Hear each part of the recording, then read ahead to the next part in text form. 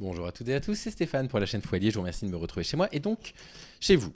Vous vous rappelez très certainement, c'était notre source de divertissement favorite pendant le premier confinement, hein, ça commence à dater. Ce fameux influenceur qui vous fait croire qu'il a des tonnes de voitures de luxe avec, vous savez, cette vidéo dans laquelle on a retiré cette fameuse phrase, la question elle est vite répondue, vous vous souvenez de lui. Il a de nouveau fait parler de lui, il se fait appeler JP Fanguin sur les réseaux sociaux, ce n'est peut-être pas son vrai nom, peu importe. Et il a refait parler de lui sur les réseaux sociaux en partageant une vidéo qu'on va d'abord analyser premier degré ensemble, hein, parce que c'est une vidéo qui ressemble à ce qu'on a l'habitude de voir sur cette chaîne, ce qu'on a l'habitude de commenter. Et ensuite, une fois qu'on aura passé l'analyse premier degré de cette vidéo, qui est évidemment du second degré, mais vous allez voir que j'ai quand même un mais par rapport à ça, on va un petit peu discuter du profil de cette personne et de ce que cette personne fait réellement dans la vie. Et vous allez voir qu'il y a quand même une forme de cynisme. La vidéo a été partagée sur Twitter le 12 octobre, elle est déjà 1,5 million de vues sur Twitter, vous l'avez probablement déjà vue. La voilà. Et voilà comment ça commence. Si tu me présentes à ta meuf, c'est sûr que je la ken. Franchement. Voilà, donc déjà ça commence bien. On commence avec un discours masculin. Si tu me présentes à ta meuf, c'est sûr que je la ken. Donc avec cette première phrase, on comprend très bien à qui cette vidéo est adressée. Cette vidéo, elle est adressée aux incels, aux personnes involontairement célibataires. Les incels, c'est une chose de se moquer parfois de leur discours, enfin je veux dire complètement extravagant, c'en est une autre de se moquer de leur détresse. Ils sont réellement en détresse les incels, il faut le comprendre, les incels sont célibataires, ils ne comprennent pas les attentes des femmes aujourd'hui. Comme on en a déjà parlé à de nombreuses reprises et j'avais remontré l'infographie, les hommes sont de moins en moins progressistes, les femmes le sont de plus en plus. Et donc ça crée chez les hommes qui ne sont pas progressistes, chez les hommes conservateurs, une distance de plus en plus importante avec les attentes des femmes qui empirent du coup les conditions de leur célibat. Et comme ils se retrouvent noyés à cause des boucles d'algorithmes dans des discours masculins de ce type-là, de personnes qui arrivent en te disant « Moi, si je rencontre ta meuf, je la ken », sous-entendu, je vais t'expliquer comment devenir comme moi. Comment être finalement le mec dont toutes les filles vont se dire « Ah, lui, j'aimerais bien me le taper ». Et bien en fait, il s'adresse à eux, et ça, c'est cynique. Donc, on est dans une vidéo vraiment de coach viriliste, de base, hein, qui commence comme ça, même si c'est pas ce qu'il vend. On va continuer d'abord à analyser la vidéo, on prendra un petit peu de hauteur après. Regarde-toi dans le miroir. Tu crois vraiment que si j'avais été à ta place au moment où t'as rencontré ta meuf pour la première fois, j'aurais pas réussi à la pécho moi aussi? Arrête de croire que t'es spécial, bordel. T'as rien. C'est d'ailleurs pour ça que t'es toujours pauvre ou que t'as même pas de six-pack. Ta meuf... Donc là, vous voyez, on comprend le truc qui est volontairement outrageant, bien évidemment, mais il y a toujours cette idée qu'on retrouve dans les coachs en masculinité, à savoir, si tu veux des meufs, les meufs, elles sont superficielles, il faut que t'aies des abdos et il faut que t'aies du fric. Sous-entendu, moi, je vais t'apprendre à avoir du fric. C'est exactement le discours de cette vidéo-là. On a le discours, évidemment, hyper classique. Je laisse dérouler. Meuf te fait croire qu'elle t'aime pour ce que tu es et pas pour ce que tu as, juste pour pas que tu paniques. Mais au fond, crois-moi qu'elle rêverait en secret de me pépon dans un jet privé en direction des Maldives. Donc voilà, je vais vous apprendre, les mecs, à être ce type-là. Hein, le type de mec que les filles voudront pépon dans un jet aux Maldives. On parie que quand elle regarde ton ventre, elle te dit « Moi j'aime bien ta petite brioche, j'aime pas les mecs qui sont trop musclés de façon. » Raison pour laquelle tu normalises ta vie de merde et que tu bouges pas ton putain de cul. Ça c'est violent, je trouve. C'est quand même violent parce que les personnes qui peuvent regarder ce genre de trucs sont en détresse. Et même si vous... Évidemment qu'il y a une partie de second degré là-dessus, on va en reparler juste à la fin de cette vidéo.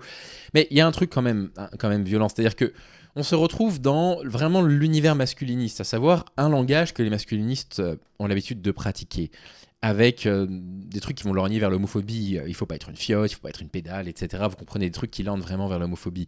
Et on est vers ce discours-là de, en fait, tu es faible. Et les femmes n'aiment pas les personnes faibles. On est dans un discours purement viriliste, hein, un discours qui est construit sur le fait que pour être un homme, il faut être fort, il faut incarner la virilité pour être un homme. La virilité, évidemment, a des conséquences négatives sur la société. Je vous réinvite encore une fois à lire Le coût de la virilité de Lucille Peytavin, qui chiffre littéralement le coût de la virilité. Qu'est-ce que les comportements virils, anormaux, les problèmes de comportement au volant, les violences physiques, etc., coûtent à la société. Les viols également, enfin, elle parle un petit peu de tout.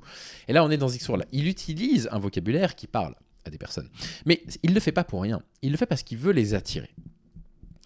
C'est pas que du second degré. Il a besoin de les attirer et je vous le montrerai plus tard.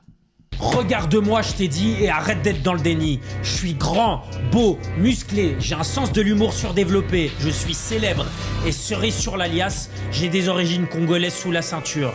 Voilà, une petite remarque raciste, hein, pourquoi pas. Elle le sait que t'es en dessous. Alors arrête de te mentir à toi-même. Dieu merci, t'es tombé sur cette vidéo qui est là pour te rappeler à quel point t'es encore un putain d'insecte qui n'a encore rien accompli dans sa vie. Alors clique sur le lien dans ma bio et je verrai ce que je peux faire pour toi. Voilà. Mais comme je dis toujours, essayer d'enrichir un flemmard ou un imbécile, c'est comme essayer de soigner un mort, ça sert à rien. Bisous. Donc on comprend le second degré avec le bisou à la fin, mais on va cliquer dans le lien vers sa bio. Ben, faisons ça. Qu'est-ce qui se passe quand on clique dans le lien qu'il y a dans sa bio sur Twitter? On s'aperçoit qu'en fait, ce monsieur, il vend des formations. Il vend des formations pour vous permettre de gagner 50 à 150 euros par jour en ligne, sans montrer votre visage, en 1 heure par jour en partant de zéro. Et là, on comprend le cynisme en fait de la démarche. Ce monsieur, JP Fanguin, a parfaitement compris quelque chose. Un buzz, c'est précieux. Qu'il soit bon, qu'il soit mauvais, c'est précieux. Le problème, c'est que pour faire un buzz positif, il faut un concours de circonstances. Ouais. Ce que je veux dire, pour faire un buzz pour quelque chose qui fonctionne, vous allez faire une vidéo qui va être vue 1,5 million de fois, par exemple. Il faut un énorme concours de circonstances. Il faut que les algorithmes mettent en avant votre vidéo. Et si vous n'êtes pas quelqu'un de connu, il y a de grandes chances pour que en fait, ça ne vous arrive jamais. Moi, ça fait 2 ans et demi que je travaille sur la chaîne. Ma vidéo la plus vue, elle a 55 000 vues. Donc, pour buzzer de façon positive, c'est compliqué. Ça demande un concours de circonstances et vous ne pouvez pas le décider, vous ne pouvez pas contrôler ça. Par contre, faire un bad buzz, c'est facile. Faire un bad buzz, c'est simple. Faire un bad buzz, c'est pas difficile. Vous allez prendre les trucs qui fonctionnent sur Internet, les trucs négatifs qui fonctionnent sur Internet, les trucs d'entrepreneur à la con, les trucs de coach en virilité, exactement comme ce qu'il a fait là. Et donc, vous allez faire ça, vous allez exagérer le trait pour être sûr que tout le monde en parle, en brouillant tout à fait volontairement la frontière entre le premier et le second degré pour que y ait des personnes, si les personnes captent du second degré et ne partagent pas, mais que les personnes qui ne captent pas le second degré du coup soient captivées par ce truc-là. Vous avez vu avec le montage qui est un montage qui est outrancier, un montage qui est agressif, etc., des propos qui sont agressifs, et ça c'est précieux, ça vous permet de faire un bad buzz. Et donc, si vous faites un bad buzz, vous êtes connu pour un bad buzz, certes. Et là, on est dans un côté assez cynique, caractéristique de 2024, qui dépend bien évidemment des conditions matérielles dans lesquelles on vit. Nos conditions matérielles sont mauvaises, elles se dégradent de plus en plus. Donc il y a des personnes qui se demandent comment elles vont s'en sortir, comment faire de l'argent. Et lui, il a le truc de retrouver.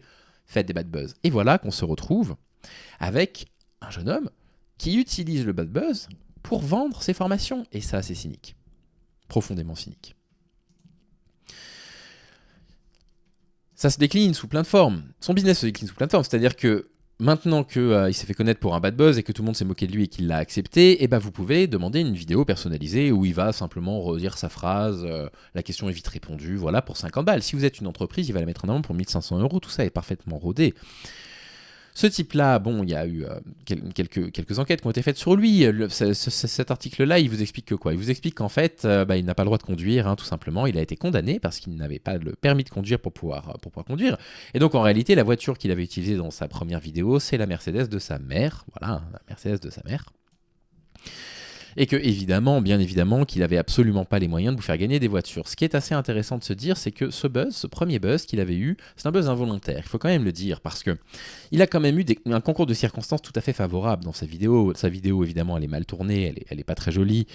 Sa phrase, je pense qu'il ne l'a pas pensée pour être une catchphrase, vous voyez, quand il dit « la question est vite répondue ». Mais le fait est que le contraste entre ça, des cyclistes qui passent à l'arrière par hasard et qui disent il est fou celui-là, il a acheté son verre de champagne, tout ça a contribué à faire de cette vidéo une vidéo qui a été involontairement virale.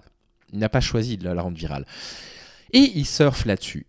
Et là, voilà qu'il vous ressort un truc qui buzz à mort. 1,5 million sur Twitter, c'est énormément de vues. J'ai déjà fait 2,5 millions sur Twitter, avec un truc sur les hommes viennent de Mars et les femmes de Vénus, une partie de la bande dessinée qui est caractéristique de la culture du viol, et les gens s'étaient indignés, mais non, c'est pas de la culture du viol, n'importe quoi.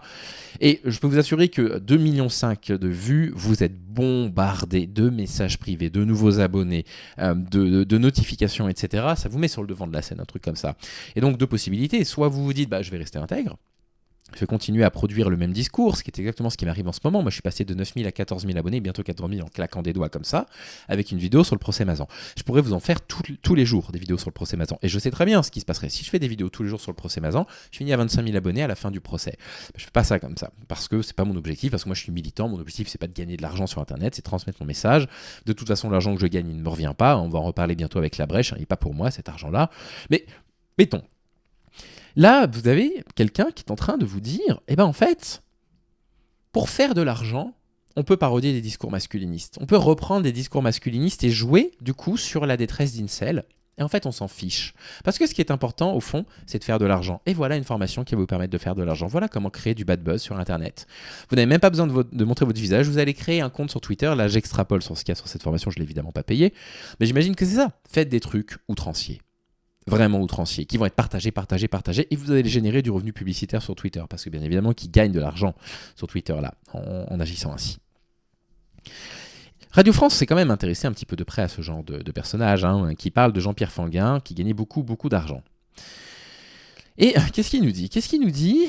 Il nous dit surfer sur la défiance croissante à l'égard d'acteurs plus institutionnels comme la banque ou l'assurance. C'est un gros enjeu de réputation et d'image pour ces entreprises pour renouer notamment avec le public les plus jeunes, la cible de ces fine-fluenceurs. Le souci majeur, c'est que dans cette grande famille, il y a des voix pertinentes, de jeunes analystes, traders, économistes, agents immobiliers. Et puis des profils plus troubles, comme Jean-Pierre Fanguin. Qui se cache derrière ? Question posée à Maxime Billion. La majorité du temps, le style d'APA est de vendre des formations. Il y a beaucoup d'arnaques, il y a de très gros sujets. Bon bref, vous avez compris. L'objectif, c'est pas de vendre quelque chose de qualité. L'objectif, c'est de se faire un nom par tous les moyens possibles. Et s'il faut se faire un nom en allant parodier des discours masculinistes et en se moquant de ce qu'il y a derrière, parce que derrière ces discours masculinistes, il y a de la souffrance. Il y a des incels qui sont en souffrance, qui se disent « je ne comprends pas, je ne suis pas choisi par les femmes » et qui développent de la rancœur. Et cette rancœur se transforme en violence, en discours violent. Ce qu'il y a derrière cette vidéo, Monsieur Fanguin, si c'est votre vrai nom, ce qu'il y a derrière cette vidéo, cette réalité, c'est qu'il y a réellement des coachs en séduction qui tiennent ces discours-là premier degré, qui va donner du coup des armées d'incels qui vont tout faire pour tenter de détourner le consentement des femmes parce que la seule chose qu'ils ont pour eux, la seule opportunité qu'ils vont avoir de pouvoir séduire des femmes, c'est de contourner leur consentement, sous-entendu les violer. Ce sont des formations qui apprennent aux hommes à violer, mais à violer finement, en utilisant la stratégie de l'agresseur, en utilisant une technique de la stratégie de l'agresseur pour que la victime ne comprenne même pas qu'elle a été violée. Et du coup, essayer de faire un bad buzz là-dessus, c'est lamentable. Et ça mérite d'être dit. Même s'il y a un second degré derrière, quand on comprend que derrière il dit allez, quand même cliquer sur ma formation et qu'on comprend qu'en fait la seule chose qu'il vend, c'est des méthodes pour se faire de l'argent, et bah tant pis si ça se fait avec des discours masculinistes de ce type-là, on est en droit quand même d'être inquiet. On est en droit d'être inquiet et on est en droit de se dire c'est quand même pas sain. Et donc qu'est-ce que j'ai fait ? Moi ce que j'ai fait, donc là je suis en train de vous préparer une scène. Ce que j'ai fait, c'est que j'ai évidemment parodié ce discours parce que je trouve que ce discours est parodiable. Largement parodiable. Et donc j'ai proposé, ce que je vais vous montrer tout de suite, ma version, on va dire, un petit peu plus honnête de ça, et puis on s'arrêtera après ça. Donc je vous souhaite de prendre soin de vous, je vous laisse avec ma parodie de ce genre de discours, en espérant que ça vous fasse un petit peu sourire. Elle n'a pas beaucoup buzzé sur Twitter, 40 000 vues quand même, c'est pas mal sur Twitter. Je vous la laisse parce que ces discours-là sont dangereux et il faut les tourner en ridicule, c'est ce que j'ai essayé de faire avec le même type de montage. Prenez soin de vous, je vous laisse avec ce petit montage. Salut les amis. Si tu me présentes à ta meuf, c'est sûr que je vais lui dire bonjour. Franchement, regarde-toi dans le miroir. Tu t'en sors plutôt bien. Tu crois vraiment que si j'avais été là quand t'as rencontré ta meuf pour la première fois, j'aurais pas réussi à la pécho moi aussi ? En fait, je suis déjà en couple, donc je l'aurais probablement pas dragué. Arrête de croire que t'es spécial, t'as rien à part ta meuf du coup, puisque vous êtes ensemble. C'est d'ailleurs pour ça que t'es toujours pauvre. Non mais c'est vrai qu'avoir un gamin ça coûte ultra cher. Ou que t'achètes ta bière en pack. Ta meuf te fait croire qu'elle t'aime pour ce que tu es et pas pour ce que tu as. Mais du coup si t'es pauvre, bah du coup elle t'aime pas pour ce que tu as puisque t'as pas grand chose, donc elle t'aime bien pour ce que tu es. Mais au fond crois-moi qu'elle rêverait que tu l'emmènes en vacances. Pas forcément aux Maldives, Dire que les filles sont superficielles c'est un cliché vieux comme le monde. Moi j'ai emmené la mienne à Blois et on parie que quand elle regarde ton ventre, elle s'assure que tu te sens bien dans ta peau parce que tu l'as bien choisi. Raison pour laquelle tu te dis que ta vie vaut le coup d'être vécue et que tu bouges ton putain de cul pour pas la perdre. Regarde-moi, je t'ai dit, et arrête de vivre dans la peur. Je suis grand, pas trop moche, pas spécialement musclé. J'ai un méga sens de l'humour qui fait rire pas grand monde. Je suis célèbre. Et cerise sur le gâteau, j'ai un CDI. Mes performances sexuelles sont comme celles de tous les hommes, largement surévalués probablement. Elle le sait que t'es un mec bien. Alors arrête de te mentir à toi-même. Dieu merci, tu es tombé sur cette vidéo qui est là pour te rappeler à quel point tu n'as aucune obligation de performer dans tout ce que tu fais. T'es un putain d'insecte, t'es capable de déplacer jusqu'à 1000 fois ton poids, sois fier de toi. Alors clique sur je m'abonne au Fou Allié et je verrai ce que je peux faire pour toi. Mais comme je dis toujours, rassurer un mascu sur sa virilité, c'est comme compter la neige, ça sert à rien. Bisous.